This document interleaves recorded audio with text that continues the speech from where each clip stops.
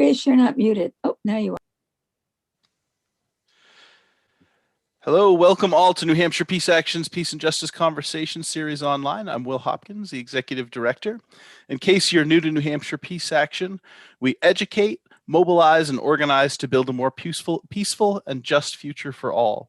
We envisage a future where international relations are based on cooperation instead of competition and conflict, and where mutual benefit and shared security lead to a more peaceful and just global community. The corona pandemic spurred us to start this bi-weekly conversation series as a way to continue our public education work. And we found it so effective that we've decided to continue it indefinitely. This bi-weekly online conversation series is intended to help us engage and sort out how to make the changes we've been yearning for. In that spirit of understanding and respect, we'd like to acknowledge that we're doing our work here in New Hampshire on the traditional ancestral homeland of the Abenaki, Pennacook, and Wabanaki peoples, past and present. We honor with gratitude the land and waterways that they have been stewarding through the generations. So tonight, I'm very excited to be hosting Griffin Sinclair-Wingate. Griffin is currently the strategic director of the New Hampshire Youth Movement and the board chair of Rights and Democracy. But I first met Griffin when he was an 8th grader who came to one of New Hampshire Peace Action and AFSC's first Peace of Mind conferences. He went on to go to the next 8 of those conferences, joined New Hampshire Peace Action's board of directors. He was our board secretary for a time. And then he was on staff with 350 New Hampshire. So we're really excited to have Griffin. We were just talking before we started streaming that Griffin has kind of become a big dog in New Hampshire's progressive movements. The largest progressive organizations in the state right now are New Hampshire Youth Movement and Rights and Democracy. And Griffin is near the head of both of those organizations doing his organizing work. And I have to say, I've always had a real love for working with Griffin because everyone who works with him, everyone I've ever met who has worked with Griffin has really appreciated the way he conducts himself and has felt heard and respected, and everybody wants to work with him again. And I'm excited to be working with you tonight, Griffin. I'm excited to see you, and I'm excited to hear what you have to say. So, Griffin, take it away. Oh, such kind words, Will. Thanks. It's so exciting to be here and be with you. You know, we go way back, and yeah, I think we're gonna have some fun tonight. So, tonight I'm talking about youth organizing, intergenerational organizing. Some reflections and some theory that have been kind of guiding me as a youth organizer, and from my vantage point have been guiding the work of a lot of youth-led organizations across the country. We'll just start a little grounding of like, why is it even important to organize young people, right? Well, we're a large part of the population. We are one of the most diverse generations right now. I don't know if folks just saw this this information coming out from the Fed, but we are one of the generations that holds the least amount of wealth. We have just millennials have just 4% of the wealth that exists in the United States, which is a little shocking considering the oldest millennials are turning 40 this year, and that's you know I wish we had a little bit more to share. And so my point here being is, young people are we're kind of getting screwed. You know, we got this climate crisis ahead of us. We're living through many overlapping crises, and it's important to organize young people because honestly, we're desperate to organize, and our lives really depend on it, both our futures and the lives we currently live. Another reason it's important to organize young people has to do with our worldview. Young people, let me just pull up my document here. Young people tend to believe that it's the government's responsibility to solve problems. And that has been pulling from some statistics here from a recent survey that came out, I think, through Pew. But it talks about young people believing that, it's the government's role and responsibility to help people and to help people and to maintain the public good, right? And so I'm going to kind of zoom into an organizing theory that has really guided my work and guides a lot of the youth organizing work that happens across the country. It's really like centered around how we can kind of how we can do that, how we can make the government function in a way that helps people. So give me one moment here to just get my my slides up.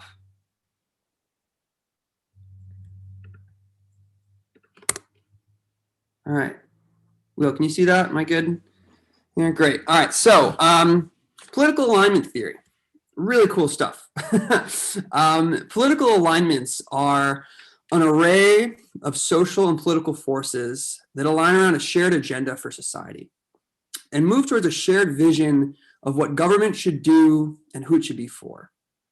And if a political alignment wins public support and political power, it becomes the dominant alignment. And this defines the common sense of society. It sets the terms of political debate and directs social and economic policy for as long as it remains dominant. So I have this, we're going to kind of look into two dominant political alignments that have existed in the United States over the past 80 years. And then we're going to brush into my vision of where we can head from here. So this is a little chart put together by the folks down over at Beyond the Choir that kind of gives an idea of what am I talking about when I say political alignment. And we're talking about a series of groups and organizations, some of whom exist in movements and some of whom exist outside of movements, that all have this shared vision of what our society and our government should look like. And so this is an example. For a long time in the United States, we lived under this New Deal alignment, right? And we had this massive, these massive coalitions and movements, right? You had the labor unions, you had the civil rights movement, you had these capitalist reformers and even Southern whites that kind of came together in these major blocks, and all of these groups kind of shared this vision, coming out of coming out of the Great Depression, of the government needs to step up their game and help people. People are struggling, and quite honestly, the government isn't doing enough to help people get by, right? And so, one example of kind of this that I think really encapsulates is the Second Bill of Rights, right? This is FDR spoke of this, and I think it was his inaugural address or maybe one of his outgoing addresses to the country.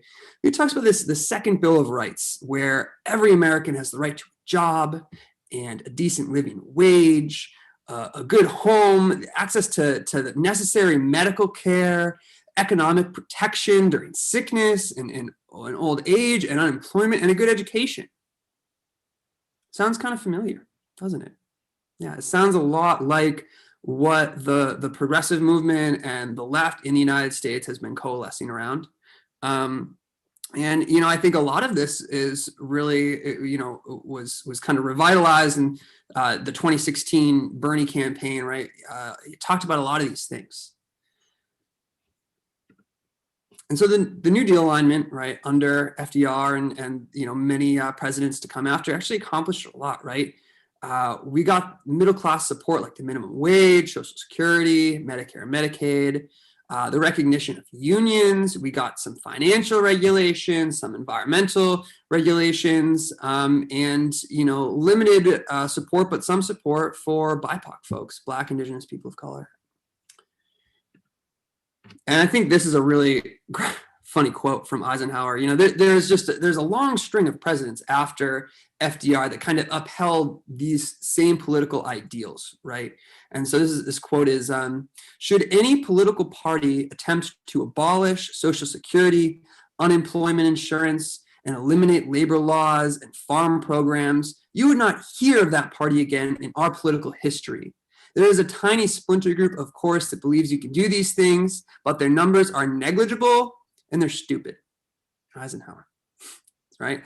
So this is a good example, right? Even up, pretty much until the 80s, we saw people on the right and the left acknowledging, both Democrat and Republican, that we needed public action. We needed government action for the public good. Even look at Nixon putting in the EPA, right? I'm not here to prop up any Republicans, but I'm just saying there is kind of these common terms of debate.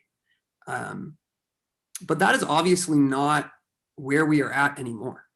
So what happened? The Reagan alignment happened. We saw this massive political transformation occur.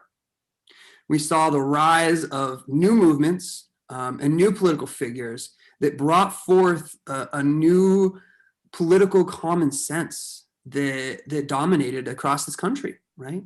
And this coalition is put together by free market capitalists, the Christian right, neoconservatives and the Cold Warriors and white supremacist groups, right? And so these free market capitalists, right, their whole mentality is just, if the government just gets out of the way, we'll all be better off. And these neoconservatives and Cold Warriors, these are folks who, directly related to New Hampshire Peace Action here, believe that the U.S. is an empire and it needs to assert dominance across the globe to maintain power. And that being very closely related to also maintaining power, not politically, but economically, by ensuring capitalism continues to exist and be the dominant economic way across the world. Any of the Christian right, these are the people who are starting to see the countercultures of the 60s and 70s. We're getting a little scared. These are the people who continually fought against LGBTQIA folks, who fought against women's rights to choose, et cetera. And then, of course, we have this rise of white supremacy groups during that time that really just did horrible racist things across this country and perpetuated racism and brought forth the just absolutely horribly racist incarceral system that we have today, right? So this new system comes along and replaces this political ideology that existed for decades prior. And it accomplished a lot. Destroyed unions, it slashed welfare and healthcare and other public assistance programs. It rapidly accelerated our military spending. We were deregulating industry. We're cutting taxes. We're rolling back racial justice policies. And it created the political conditions for the militarized police, the war on drugs, the obsession with law and order, and a lot of the other really racist policies and ideologies that have helped perpetuate white supremacy in our culture today. So the elite's strategy has always been to use racism to stigmatize government action for the public good. And I'm just going to give a quick video here that kind of encapsulates this. Let me just make sure I am sharing my audio.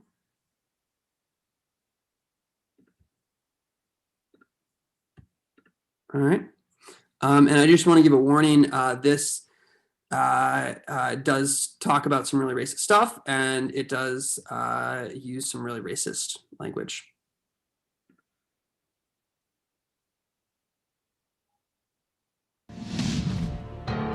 Lyndon Johnson in 1964 is the last Democrat to win a majority of the white vote, and he won in a landslide, campaigning on the promise to end poverty in a generation. And yet, at the same time, racial anxiety is rising in the South because of the civil rights movement. Conservatives sense that they can use racial appeals as a way to win votes. And just 8 years later, Richard Nixon wins in an even bigger landslide, dog whistling about law and order and the silent majority. And then Ronald Reagan brings it home. You start out in 1954 by saying nigger, nigger, nigger. By 1968, you can't say nigger, that hurts your backfire, so you say stuff like forced busing, states' rights and all that stuff. And you're getting so abstract now, you're talking about cutting taxes and all of these things you're talking about are totally economic things, and the byproduct of them is blacks get hurt worse than whites. We want to cut this and we want is much more abstract than even the busing thing, and a hell of a lot more abstract than nigger nigger. He's able to convince many Americans to actually side with the preferences of the 1% by making fear of people of color tied to our very idea of government. I've always felt the 9 most terrifying words in the English language are, "I'm from the government and I'm here to help." And if government is the problem, Reagan said, then trust the marketplace. And easy as 1, 2, 3, you have the policies that have created massive wealth inequality, all sold to the American public through a narrative of racial resentment. Racism is the belief in a hierarchy of human value, that some people are just worth more than others. And that doesn't just affect the people who are seen as worthless, because in a country where our fates are linked, as long as we believe in a hierarchy of human value, some of us will always end up on the bottom. Everything progressives want: reining in Wall Street, building a new infrastructure, cleaning up the environment, free college. Everything progressives want depends on us having government on our side. And it's exactly race that leads us to fight against each other, that leads us to distrust each other and to resent government, and in turn, to give control over government to the very rich. So normally I'd ask folks to give some reflections on what that video brought up for them, what makes them think. I think just because of the format of this, I'm just going to share a personal reflection and move on. I think this shows up in everyone's life, right? And one way it has shown up in my life is I've some family members who struggle. They need a lot of medical support. They could use some housing support. They don't receive enough income to really be able to live an easy life. Those people are also just absolutely fighting against so many policies and systems that would improve their lives. And I think about why that is. It's because of this strategy of strategic racism that has been used by their politicians, and they have turned these white people against policies that would benefit their own lives, because they've used these dog whistles that make them think this stuff isn't actually going to help me.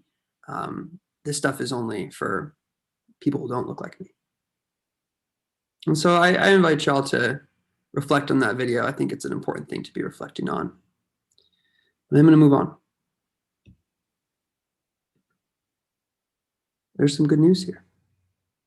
I believe that there is an emerging people's alignment that believes in dignity, justice, and equality for all people, believes in strong government action for the public good.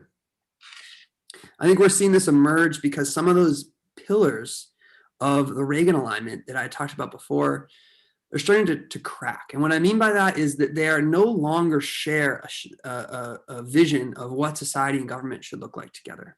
They're starting to get pinned against each other a little bit. And I think we even saw this under the past administration, how there's a lot of free market capitalists and even folks among the Christian right who started to turn against some of the white supremacy groups and the Cold Warrior groups, right? And so, not to say that any of these groups are less evil, right? They are all really evil, but the fact that they are no longer aligned on what they're trying to do, what they're trying to achieve, and how they're going to get there, that to me is a really positive sign that we are starting to win. And I think what we need to do now, as a left, both here in New Hampshire and nationally, is we need to build this alignment, this people's alignment. This is a guess. This is a visual put together by some folks, some friends over at Sunrise Movement, of what their vision of the people's alignment might look like. All right, it includes workers, it includes racial justice groups, it includes climate advocates. It even includes some small businesses and the sustainable economy. And you'll also notice there's a lot of little bullets in here that exist outside of movements, right? And so I think, you know, I use the term, the word movement so much in my life. and I sometimes I talk about the movement as New Hampshire youth movement where I work, right? The movement.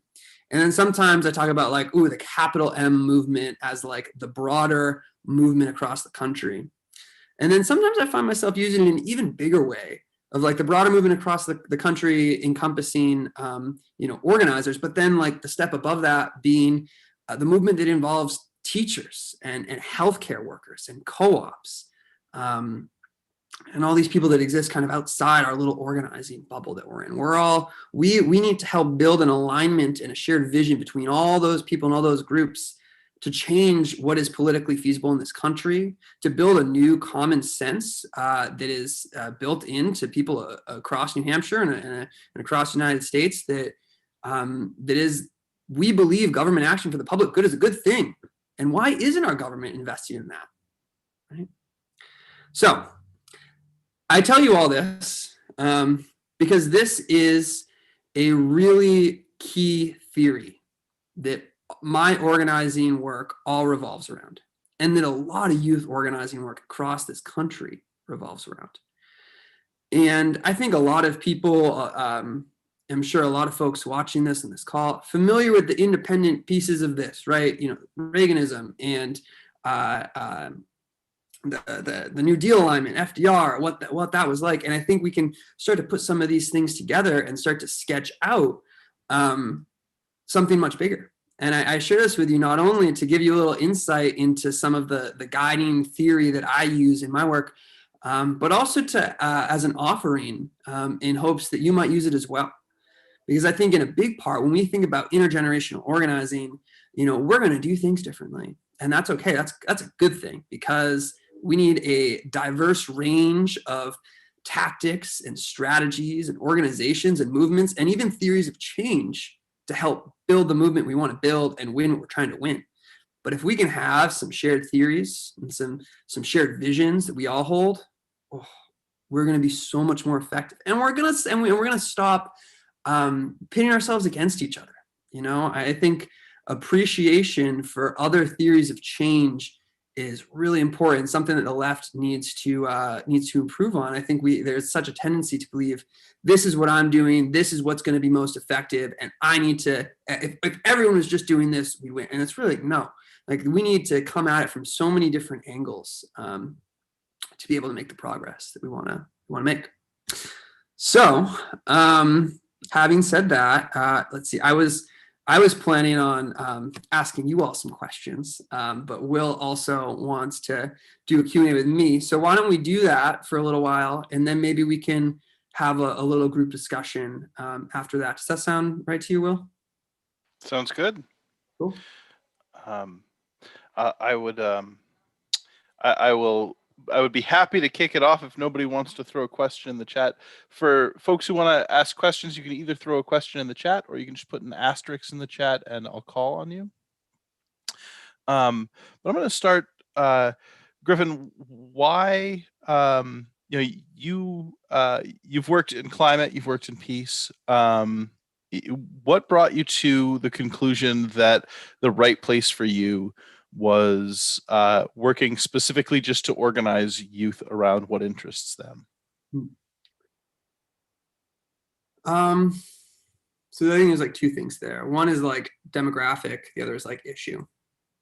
Organizing youth because like I am a young person, and I have a lot of fun organizing with other young people. I have fun organizing with older folks too, but you know, there's some shared generational trauma. There's some shared generational vision and culture that I think can really create this beautiful little microcosm of what organizing looks like.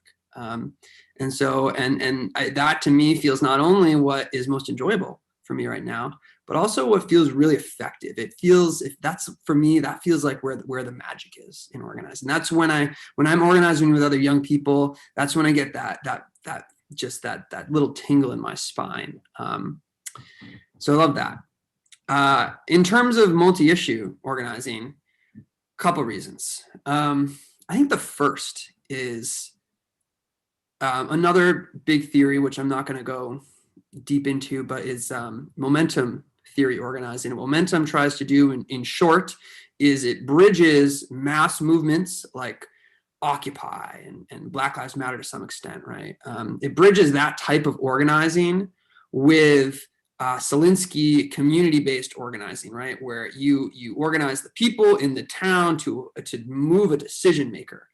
And when you bridge those two things, you start to, one of the key things about bridging them is the need to target the public. And not just a decision maker, but to actually, right, like at the beginning of these slides, right, what did I say? That they need to win political power and public support.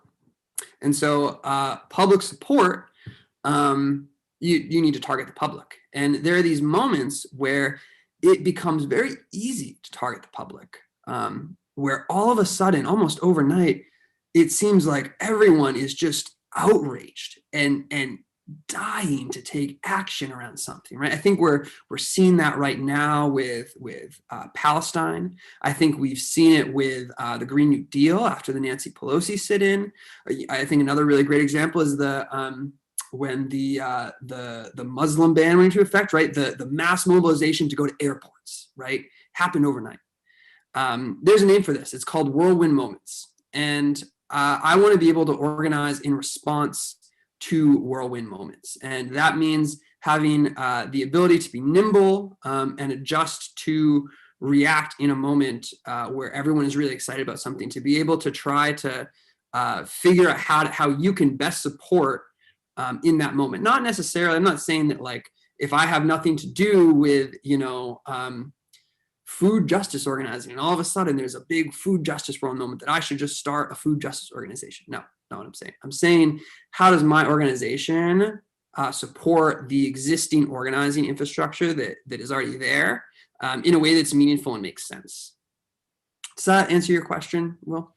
It does, yeah, really well. So Jake asks, are you suggesting that multi-generational organizing is about vision alignment? I think you were talking about that a little bit, but do you want to go any deeper? Yeah, I think there's like some vision. I think all organizing is about vision alignment. And I think building those shared visions, a shared North Star, if you will, that's kind of the phrase that we're using, is vital to building the power big enough to actually win. Because like, if we're serious about winning, like we need a lot of people, like we need way more people than we currently have.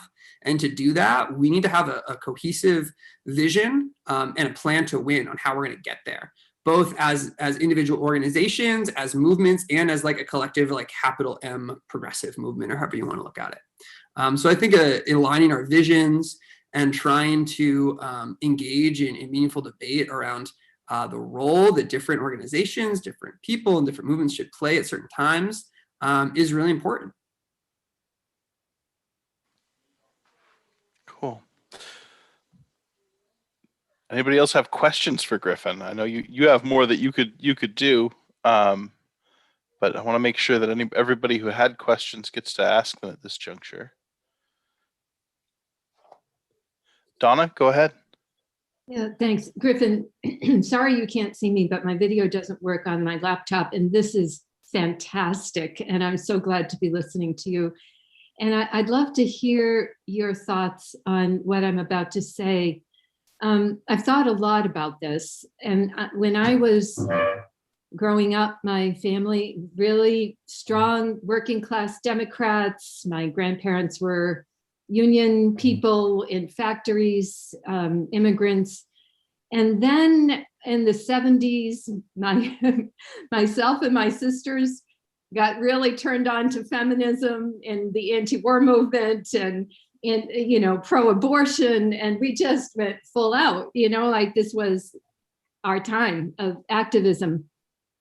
And my dad and a lot of people in his generation, good Catholics, I really were repulsed by that. So here comes Reagan, and it was sort of the turning point for them. So what I'm wondering about are your perspectives now. I think there are a lot of people out there similar to my parents who, they weren't racist. They were very social minded, generous people, but they didn't want to come full on board, so those are the people I could really see bringing on. And I talk to them all the time. I talk to people in my peer group all the time who are, wondering, okay, what are the next steps? Who aren't sure, they weren't active in the way that some of us were sitting here, but they want to know. And so I'm wondering, when you're talking about cross-generational organizing, what kinds of things do you have in mind, and what are you doing, and how can people get involved? Yeah. Well, I think the first part of that, I think you characterized the Christian right movement and its role in the Reagan alignment really perfectly with your story. So thank you for doing that. And I think like part of your question too is like, what, like how do we go beyond the choir? Is that right? Especially, yes, because especially cross-generational, I think, the people, you and your age cohort are way, you're striving, you're heading in that direction. People in my age cohort, I'm always surprised to find people who were not involved as activists. I thought everybody was, but apparently they weren't. And so how do we reach people? What's cross-generational organizing looking like from your perspective? Okay. So when I think about how to talk to people outside the choir, regardless of age, I think that, progressive populism has been a really like inspiring and alluring ideology to a lot of people, especially in New Hampshire, right? Like look at Bernie Sanders, right? Won New Hampshire primary twice. And I think a fascinating statistic is that I think it was roughly 1 in 5, 20% of people who voted for Sanders in the presidential primary went on to vote for Trump in the general election.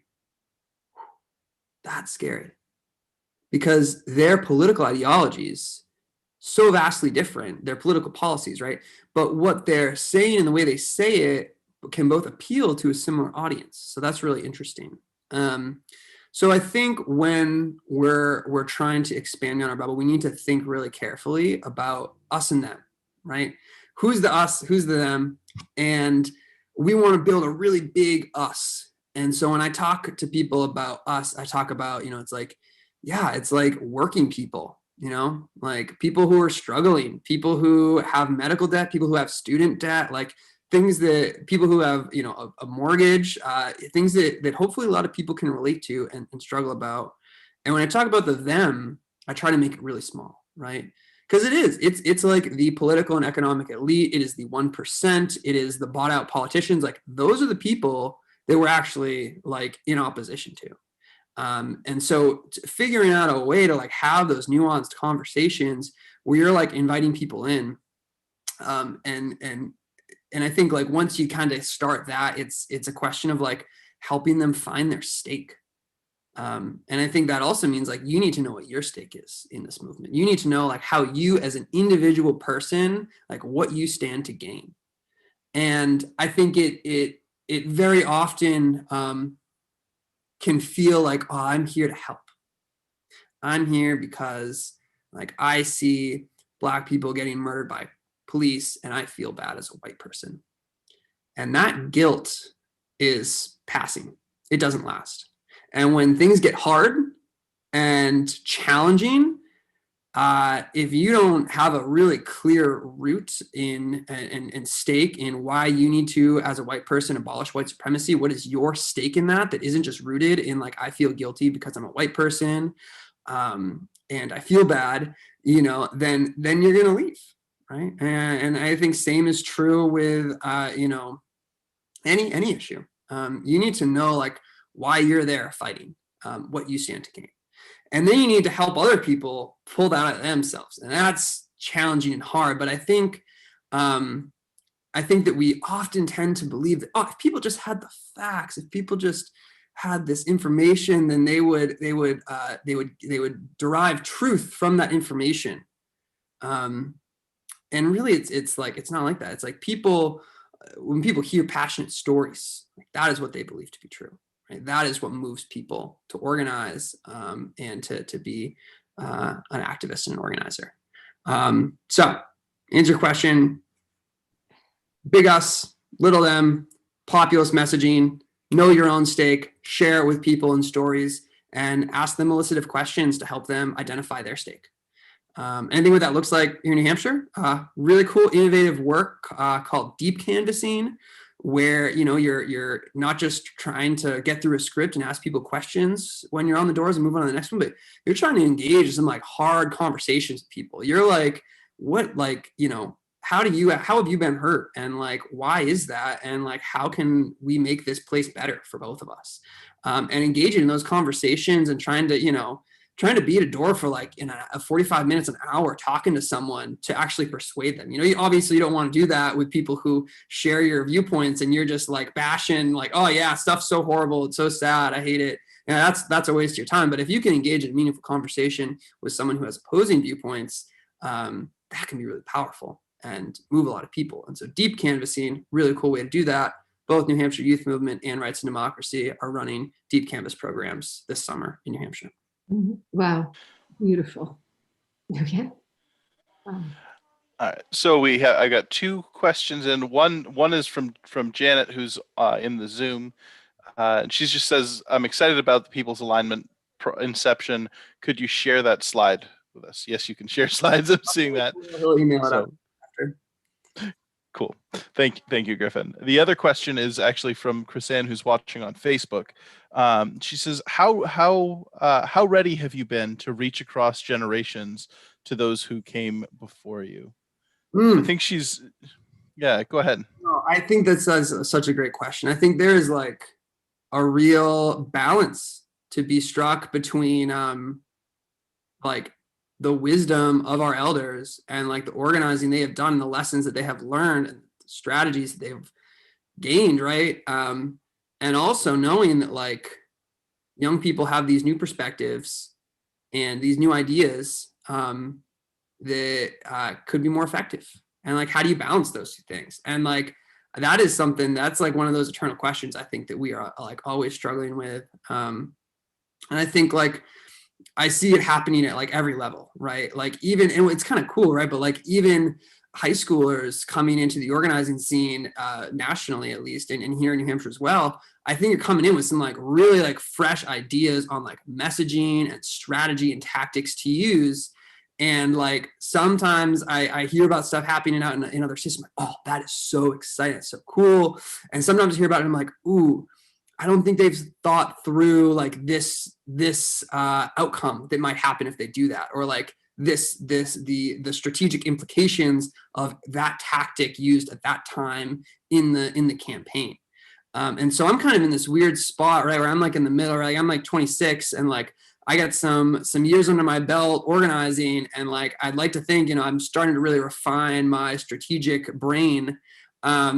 Also knowing that like I can see, folks who are coming in with really fresh ideas, and also folks who have really seasoned, way more seasoned than I am, right, with ideas. And so it's like a balance. You got to strike it. And I think as we do that, a really important question that we need to ask ourselves is like, has that worked yet?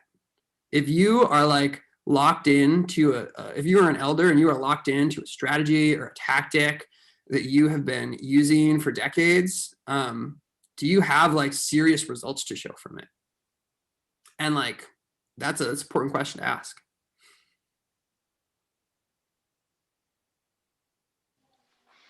Thanks, Griffin.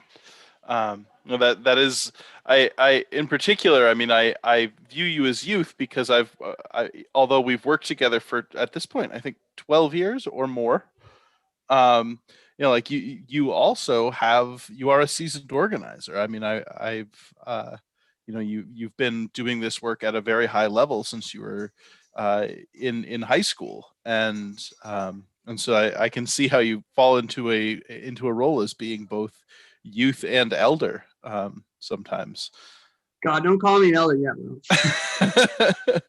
Well, I think just seasoned organizer is the word you used, and that's a more appropriate fit, because you have been doing this work for more than a decade, and that's, you know, being 26 and working in a youth organization and having that kind of experience. I'm sure you're as frequently made uncomfortable by new ideas about how to do the work, but as some of us who are older, I've been reflecting a lot lately about the struggles on the left between Trotskyists and Maoists and Stalinists and Leninists, and on kind of being just flabbergasted at how we think that Russians from 1920 or Germans from 1848 have the answers for how to deal with organizing during late stage capitalism in the internet age. It's a completely different, almost unimaginable paradigm from what we saw a century ago or more. So I it's good to learn from the past, but I like the way you frame thinking about organizing as being a really new science at this point, because everything is so different. Yeah, I think I'll share one of the things I've been really wrestling with lately, a question that I've just been reaming over. I don't have a good answer to, and I'll be quick because it looks like Chris wants to hop in with a question. But I imagine this spectrum, and on one side of this spectrum is what I've been calling like prefigurative collective liberation. And prefigurative politics is a term I think coined by Jonathan Smucker, or at least that's where I heard about it, which is like acting out the world we want in a little bubble. So like Occupy Wall Street, right? Did amazing work. One of the things they did was they had a little medical tent and a food tent where you could go get medical care and food, and you could participate in direct democracy. And it was really beautiful. But it wasn't necessarily engaging with these massive political systems that actually need to be interacted with in order to achieve those things outside of your bubble for everyone. And so thinking about that idea of prefigurative and applying it to like collective liberation from a sense of, are we rooting out patriarchy and capitalism and white supremacy in every element in the ways it shows up in our organization, and doing that perfectly, right? That's one side of the spectrum. The other side of the spectrum is like forgetting about that entirely and solely engaging with the political apparatuses that we need to move to win collective liberation of the real world. And obviously those two things are like deeply, deeply, deeply connected to each other. But I have been finding and questioning like how do you navigate that spectrum, and where do you plan your organization? Because too far one way, and you can create a beautiful, magical clubhouse to exist in your organization or wherever, where you have rooted out these systems of oppression. But they still exist all around you in the real world, and a lot of people who aren't in your clubhouse don't get to live that perfect life that you have created for yourself in this little bubble. On the other side of the spectrum, if you're not acknowledging the way that white supremacy and patriarchy and capitalism shows up in your own organization, you are going to create a lot of harm for people who are trying to help you, and you're never going to grow to scale. You're never going to grow to the scale that you need to actually win. So I think that kind of connects, because it's like, I think this side of the spectrum is a kind of an emerging thing from my perspective. And maybe that's not true, but it's something I've been wrestling with lately. And I think something that younger organizers, even especially organizers who are younger than me, are like thinking about and wrestling with at great depth, and creating and coming up with really fascinating new structures and systems and practices and cultures to implement within the organizations to do a better job at getting closer to this side of the spectrum. And so that's something I've been wrestling with, and I'll offer that to you all as something to chew on. Thanks, Griffin. Shall we turn it over to Chris for his question? Chris, go for it. So back in the late in the 60s and the early 70s, when I was starting to get engaged in some of the activism, one of the slogans among people my age was, "Don't trust anyone over 30." And I'm wondering if there's any of that sort of sentiment among young activists now, and whether or not, how some of us 70s or so should approach and try to engage that group, since that is one of the goals that Peace Action has got, is to get more involved and to get more young people engaged. I guess not necessarily with the issues that we care about, but maybe with the campaigns that we are using to address them. And conversely, how can we get more involved in some of the things that they're active in, and that we share the concern, but maybe we just haven't got the trust established, since we've got some real generational differences here. Yeah. I think one thing, like, for organizations that, like, we want more young people involved, think like, do you have a clear plan to win? Like, and a vision on what you're trying to win and how to get there? And do you have clear structures for people to get involved in, right? Like, if I have an hour a week to show up and support, like, what do you do with me?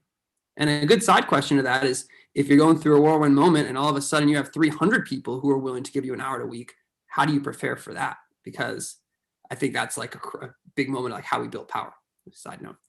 I think another thing we talk about organizing young people, like, where are young people at? Young people not really on Facebook anymore. I mean, I'm on Facebook, but like, some people don't consider me young anymore. TikTok, get on TikTok. TikTok's a fun app. Check it out. Get on your texting game. You need like a great texting program. Like, I don't read mass emails. I get my work email. I send all my other ones like a junk email. Every once in a while, I'll see one pop up with a fun subject line, and I'll check it out. But I usually don't take action from it. So I think like texting program, good social media program that includes Instagram and TikTok, and having like a really clear model for your organization, and I think like a really good framework that I like to lean into is again from borrowed from momentum organizing, which is, what's your story? Why do you exist? Why are you there? What are you going to do? Who are you? Story, strategy. What's your plan to win? How are you going to get there? What exactly are you trying to achieve, and what's your timeline on it? Your structure. How do I plug in? What's my role? What do I get a title? Am I part of a working group? How does that work? What's the decision-making process? What do I have power over if I join your organization? And this last one's the kicker here: culture. So important. And I think that is a big hurdle for intergenerational organizing, because I think we have very different cultural practices in youth organizing versus, organizing with a different generation of people who are more rooted in, the Vietnam War and that anti-war movement, right? Different organizing cultures. And I think there's some really beautiful stuff that can happen when I see them meld. It's hard to do. At New Hampshire Youth Movement, we have a director of wellness and culture, and they try to curate spaces that make sure that people want to be there. It's fun, we do go arounds, and like we have fun conversation. We play games, right? And like, to have that cultural element in your organization is super important. And then how to, I think the other question you asked for is like how do I better support youth organizing? And it's like, showing up is a great way, right? Lots of easy ways to show up. And, I am in charge of fundraising in my organization, so I will make the plug there. Like, put your money into youth organizing. It's a great investment. It is a fantastic investment, because it is an investment that builds up organizers who will continue to organize for decades longer than organizations that aren't youth run. And, young people, millennials have what I say at the top of the call, 4% of the generation's wealth. I think baby boomers are upwards of 48%. So put your money into youth organizing. It's a good investment.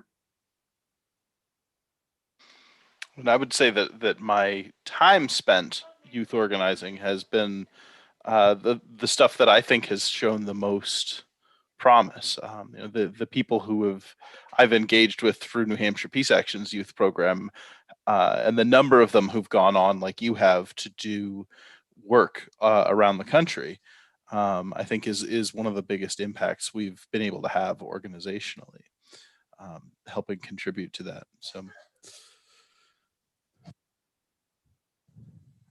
So Griffin, I think we've got time for maybe parting thoughts, but we're at the 5-minute mark, and I've got about a 2-minute closing. So do you have any last thoughts before I close this out? I think I kind of shared my offering last thought earlier of that spectrum. I've really been wrestling with it lately. I encourage y'all to think about that. And I think honestly, like another key thing when we're thinking about how do we get young people involved in our organizations, and the culture of our organizations, is how are you rooting out systems of oppression within your organization to make sure that everyone feels welcome and no one is experiencing harm in your organizations. And I think young people, we're more diverse, so I think it's more likely to get younger people of color involved that way, and BIPOC folks. And B, I think we're generally more invested in that type of work and organizing, and so being really conscious of that is super important. And also just it's really hard to balance, and that's why I've been wrestling about it without coming to many conclusions or answers for the past for a while now. So I'll leave you with that thought, and if anyone wants to talk more about it, Will's got my email. We can chat. All right. Well, thank you so much, Griffin. It's been great to have you tonight. Really appreciate your thoughts. I know that this has been one of the challenges that our organization has been thinking about a lot lately. How do we become more multi-generational? We continue to be an older organization, and a very white organization too. And I appreciate giving us some tips on how to work with younger folks, how to work with BIPOC folks. I think it's going to be really handy. So I'm going to move into our saying goodbye. For those of you, this is a pretty small crowd tonight, which may be because of a link problem. So I'm hoping all of you who couldn't make it into the Zoom tonight get to see us on YouTube or Facebook. This conversation series is every other Monday, and the next one will be Jerry Ann Bogus from the Black Heritage Trail.